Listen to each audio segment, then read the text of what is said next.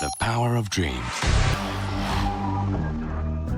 Guys, once upon a time in the year 1914, an 8-year-old boy named Shinchao Honda was playing in a village in Japan. While playing, he saw a machine moving on 4 wheels. It was a Ford Model T, which astonished the young boy. This was the day he first encountered cars and mechanical parts. His fascination grew from that moment on. Shinchao Honda was born in a small village near Mount Fuji in Japan in 1906. His father worked as a blacksmith and also did part-time bicycle repairs. Although Honda had no interest in academics, he was intrigued by repairing machinery alongside his father. When he turned 16, he came across a job advertisement in a newspaper for an Art Shukai automobile services station that required a technician. Honda wrote a letter to the company and luckily received a positive response. This was the turning point in his life when he left his home and school to join the station. Initially, he was given menial tasks, but after a few days, the owner of the station noticed Honda's skills and allowed him to work in the workshop. Honda had a natural knack for this work and quickly understood. During this period, he even built 2 sports cars, one an Art Gambler and the other Curtis. In 1924, he secured the first position in the Japanese Moderns Championship. This event solidified Honda's passion for motorsports, and he became not only a skilled mechanic but also a racing driver. Honda continued working at the Art Shukai station for several more years, constantly expanding his experience. In 1928, the owner decided to open a branch in the city of Hamamatsu and sent Honda to manage it. Initially, the branch had only 1 worker, but within 2 years, it grew to have 30 workers. Honda, being a brilliant mechanic and racing driver, designed a sports car for his employer. This car could reach speeds of 120 kilometers per hour and broke several records. It held the highest record in Japan for the next 20 years. Honda had a dream of starting his own workshop, but fate had other plans.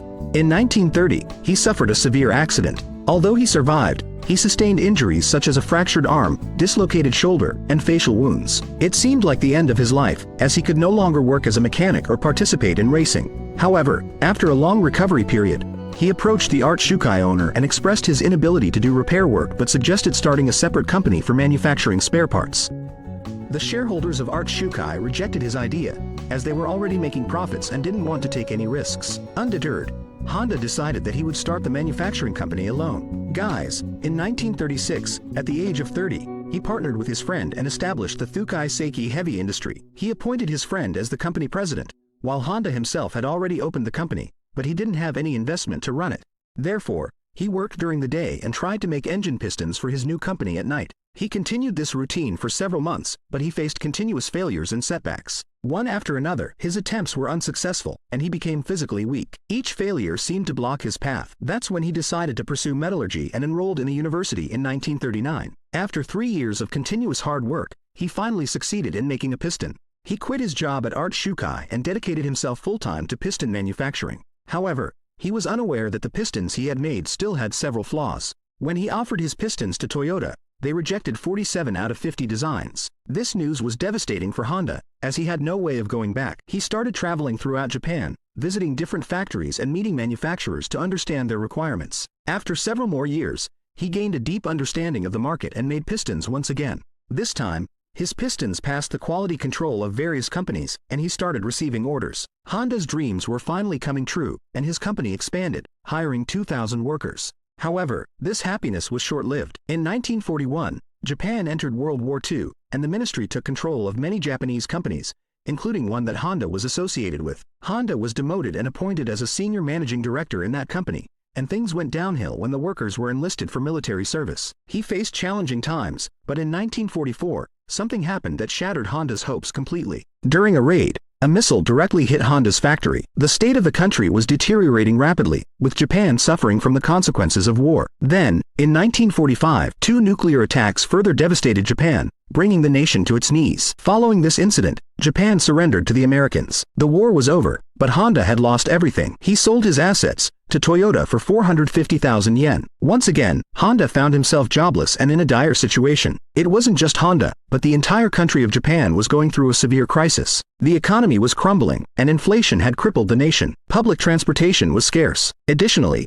petrol was scarce in Japan. During this time, Honda received a small engine from the Japanese Imperial Army, which he used to operate a wireless radio. Due to circumstances, an idea struck Honda. He thought, why not install this engine on a bicycle to solve transportation issues? It would make transportation easier and more affordable. As people were already burdened by high costs of living, the idea of a bicycle with an engine gained popularity quickly. Honda managed to acquire some used engines, but the demand was so high that he eventually designed his own engine. This was the first time in history that the Honda logo appeared on a machine. However, Honda didn't have enough money to mass-produce bicycles. Therefore, he wrote an open letter to 18,000 bike shop owners, expressing his idea. Remarkably, 3,000 shop owners replied positively, providing advance payments. Over the next 3 years, Honda developed a motorcycle that aligned with market demands. He launched it under the name Super Cub, which created a sensation in the market. The model was so successful that by 1958, it surpassed the sales of both American-made motorcycles and Harley-Davidson. Guys, during those times,